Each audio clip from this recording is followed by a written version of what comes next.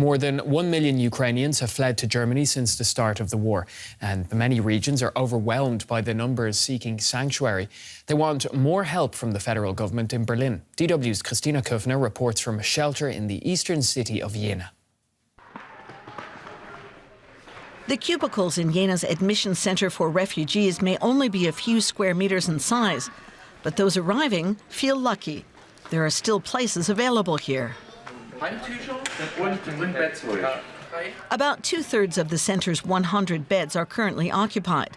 Its director, Kirsten Kotnik, thinks it will probably be full by next month, as will all accommodations in Jena. The city has reached the limit of its capacity. We've been struggling with a shortage of living space in Jena in general, and accommodating even more people is pushing us to our limits.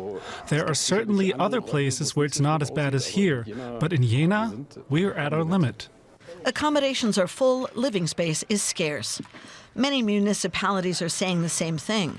They no longer know where to shelter the people who are arriving. As in 2015, when hundreds of thousands of refugees came to Germany, gymnasiums are being used as accommodation in many places, like here in Jena. Underneath this is the gym floor. It was covered with wooden panels and converted into a reception center with all of the individual living quarters. So the school can't carry out its gym classes here. The whole thing is very expensive because of the new beds, the cleaning costs and so on. And municipalities are left to deal with all of this on their own. Many expect that even more people will come to Germany from war-torn Ukraine during the winter, but from other places too. The city of Jena is demanding more funds to deal with its on-site care of these people. We very much hope that the federal government and the state government will support this situation financially. So far, we've had to finance everything ourselves. We don't know if we will ever see any of the money again. We haven't seen anything so far. Nothing except promises. The municipalities are hoping the government will help, and that they will still have room in the winter for everyone who arrives. Jessica Beitur is a senior expert for migration at Germany's Robert Bosch Foundation, and she gave us some analysis on this earlier. I asked her what preparations EU governments should be making for a possible new wave of Ukrainian refugees. Yes, thank you, and thank you for having me.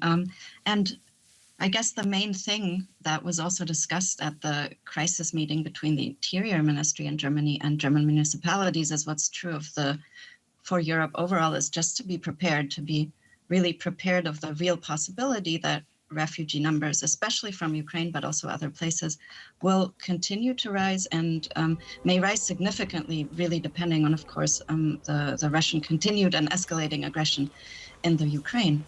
And that involves things very practically, such as you just saw in the video right now, such as financing mechanisms, but also thinking about how to distribute people if they do come more evenly across states in Germany, but also across different European countries.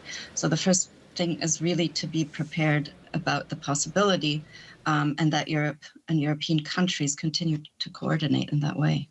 Well, can the open door policy towards Ukrainian refugees provide lessons perhaps for EU asylum policy in general? Well, the short answer to that, I guess, is yes and no.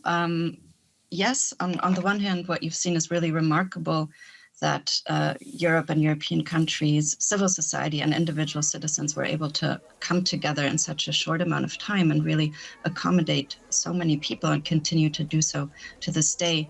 But also on a legal basis, as you know, maybe the Temporary Protection Directive, it was an instrument that was created on the European level in 2001, was for the first time activated in the case of Ukrainian refugees. And even though there were some kinks to work out, actually was successfully done so.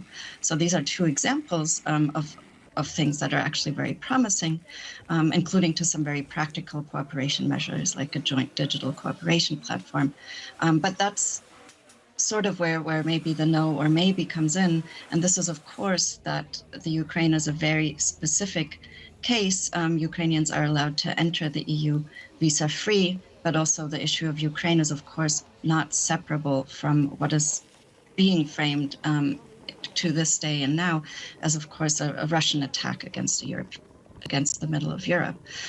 And so it's not possible in that way to sort of distinguish that. And as we know, the rising asylum numbers that we're having right now from other countries and regions and nationalities will require different solutions. You have a different case, be it with people arriving across the Western Balkan route again, or in the Mediterranean.